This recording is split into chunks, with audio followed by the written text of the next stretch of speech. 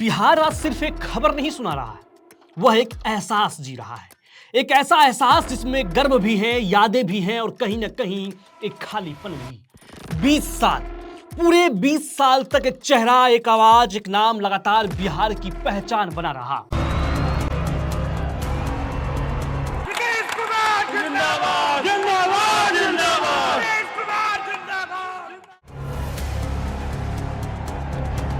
I think it's total failure of the railway. That's why I have accepted the responsibility.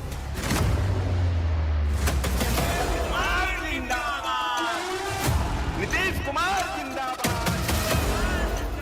तो इस बार हम देखें कि कुछ इधर उधर कुछ जीत गया है, अगली बार सब हारेगा।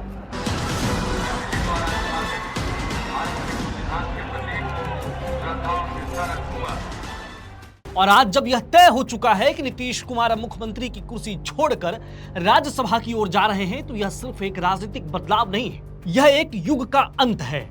वो युग जब बिहार अंधेरे से रोशनी की तरफ बढ़ा, वो युग जब डर से भरोसे तक का सफर तय हुआ, वो युग जब बीमारू राज्य कहलाने वाला बिहार धीरे धीरे अपने पैरों पर खड़ा होने लगा। और इस पूरी कहानी के केंद्र में अगर कोई एक चेहरा रहा तो वह है नीतीश कुमार। यह कहानी सिर्फ एक नेता की नहीं है, यह कहानी है एक ऐसे सफर की जिसने बिहार को बदल दिया। नीतीश कुमार की शुरुआत किसी शोर शराबे से नहीं हुई, न कोई बड़ा राजनीतिक परिवार, न कोई विरासत में मिली सत्ता। उनकी शुरुआत हुई संघर्ष से, जमीन से, और उस दौर से जब देश में जेपी आंदोलन युवाओं के खून में उबाल भर रहा था। नमस्कार, मेरा नाम आशित प्रकाश है और आपने देखना शुरू कर दिया है विट्टी चोखा। 1970 का दशक, जब अन्याय के खिलाफ आवाज उठाना ही सबसे बड़ी राजनीति थी। नीतीश कुमार ने उसी दौर में राजनीति को अपनाया। उन्होंने सीखा कि सत्ता पाने से ज्यादा जरूरी है समाज को बदलना। लेकिन रास्ता आसान नहीं था। चुनाव हारे, कई बार निराशा मिली, लेकिन उन्होंने हार मानना नहीं सीखा। धीरे धीरे उन्होंने अपनी पहचान बनाई, एक ऐसे नेता की जो बोलता कम है और काम ज्यादा करता है। केंद्र की राजनीति में उन्होंने अपनी जगह बनाई, रेल मंत्री बने, कृषि मंत्री बने और प्रशासन को अंदर से समझा, लेकिन दिल हमेशा बिहार में ही रहा। और फिर आया वो समय जब बिहार को उनकी सबसे ज्यादा जरूरत थी। ये दशक था 1990 का। बिहार उस वक्त ऐसे दौर से गुजर रहा था जिसे लोग आज भी जंगल राज कहकर याद करते हैं। कानून व्यवस्था लगभग खत्म हो चुकी थी। अपहरण, लूट, हत्या, ये सब आम खबरें बन चुकी थी। शाम होते ही लोग घरों में बंद हो जाते थे, सड़कें टूटी हुई थी, स्कूल खाली थी, अस्पतालों में सुविधाएं नहीं थी, और सबसे बड़ी बात, लोगों के मन से यह उम्मीद खत्म हो चुकी थी।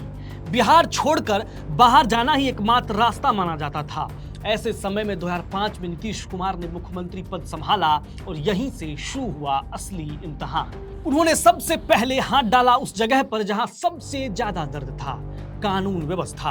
अपराधियों के खिलाफ सख्त कार्रवाई शुरू हुई, पुलिस को सक्रिय किया गया। धीरे धीरे बदलाव दिखने लगा। जो बिहार डर से कांपता था, वहां लोग फिर से बाहर निकलने लगे। व्यापार बढ़ा, बाजार जगे और सबसे बड़ी बात, लोगों का विश्वास लौटा। इसके बाद उन्होंने बिहार की तस्वीर बदलने की सबसे बड़ी कुंजी पकड़ी, सड़कें। गांव से शहर तक, जिला से जिला तक सड़कें बनने लगी। जहां कभी पहुंचना मुश्किल था, वहां अब गाड़ियां दौड़ने लगी।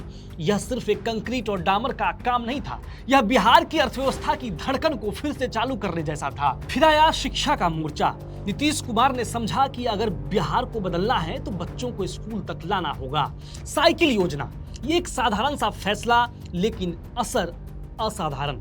लाखों लड़कियां जो पहले घर तक सीमित थीं, सड़कों पर साइकिल चलाते हुए स्कूल जाने लगी। यह सिर्फ शिक्षा नहीं थी, यह एक सामाजिक क्रांति थी। पोशाक योजना, छात्रवृत्ति, शिक्षकों की बहाली, इन सब ने मिलकर एक नई पीढ़ी को तैयार करना शुरू किया। महिलाओं को पंचायतों में 50% आरक्षण देना शायद उनके सबसे बड़े फैसलों में से एक था। गांव की चौपाल पर अब सिर्फ पुरुष नहीं, महिलाएं भी फैसले लेने लगी। यह बदलाव धीरे धीरे समाज की सोच को बदलने लगा। बिजली, एक ऐसा शब्द जो कभी बिहार के लिए सपना था।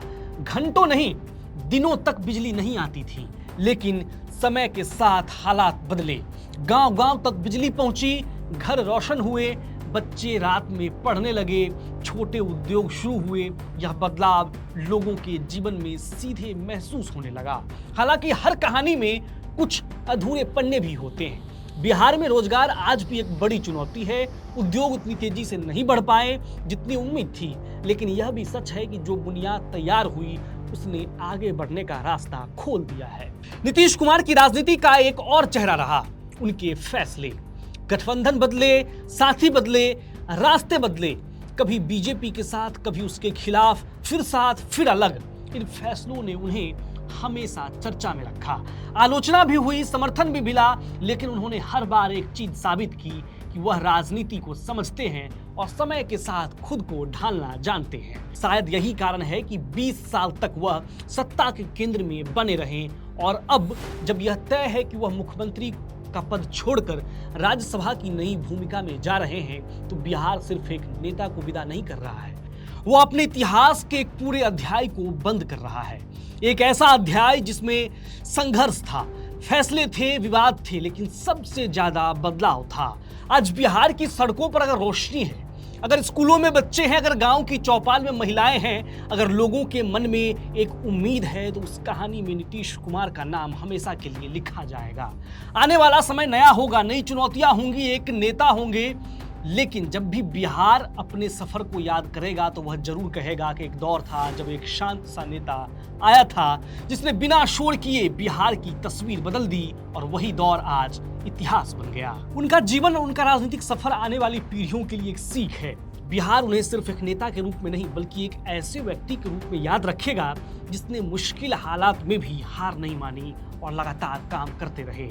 यही उनकी सबसे बड़ी पहचान है और यही उन्हें नीतीश कुमार से विकास पुरुष नीतीश कुमार बनाता है। आप बताइए, आपको नीतीश कुमार के ऊपर यह रिपोर्ट कैसी लगी? अपनी राय कमेंट बॉक्स में लिखिए, चैनल को सब्सक्राइब कीजिए और नीतीश कुमार के राज्यसभा जाने पर अगर आप बिहार से हैं तो आप कैसा महसूस कर रहे हैं, यह भी अपने कमेंट बॉक्स में लिखकर जरूर बताइए।